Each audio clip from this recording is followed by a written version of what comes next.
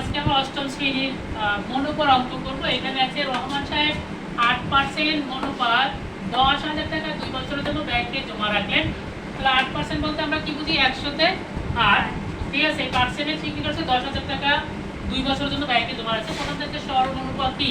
তো সরল মনোপাত আমরা আগেই পাইছি যে সরল মনোপাত কি সেটা পড়ে নিয়েছি। সরল মনোপাত কি? এরপর কি আছে? সরল মনোপাত ও মনোপাত আসল নির্ণয় করো। কোন নাম্বার কি আছে?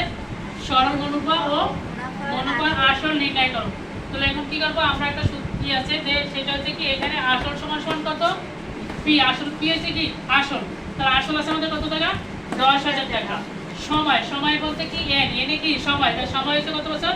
2 বছর। তাহলে আমরা লিখলাম সময় সমান সময় এন সমান সমান 2 বছর। এরপর কি আছে? মনোপাত হার, হার হচ্ছে কি পার্সেন্ট। তাহলে মনোপাত হার হচ্ছে 8, হারে কি 8%। তাহলে 8% দ্বারা আমরা বুঝি কি 100-তে 8। তাহলে 8/100। এটা আমরা কি করছি? কাটছি কত দিয়ে? 4 দিয়ে। 4 দুগুণে 8, 4 25-এ 100। তাহলে 2/2/25। এখন আসি আমরা এই সরল অনুপাত। আমরা জানি সরল অনুপাত কি? I = P/R। এটা সূত্র। সরল অনুপাত R এর কি সূত্র এটা সবাই জানবা। যে সরল অনুপাত সূত্র কি? I = P/R। তো P তে আছে কি 10,000 গুণ n এ আছে 2 গুণ r এ আছে কত? 2/25 আমরা বলে দিয়েছি। 25 দিয়ে 10,000 এর যদি ভাগ দিই তাহলে হবে 400 বার। কার 400 বার। তো আর আমরা এখানে কি করছি যে 400 গুণ আর এই 2 2 গুণ করছি, 2 দুগুণে 4।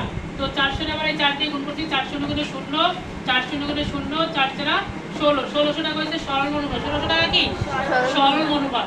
এখন আমাদের আবার চাইছে কি মনোপাত আসল নির্ণয় করো। কি চাইছে? মনোপাত আসল। তো মনোপাত আসলে একটা সূত্র আছে, মনোপাত আসল a সমান সমান কি p যোগ i।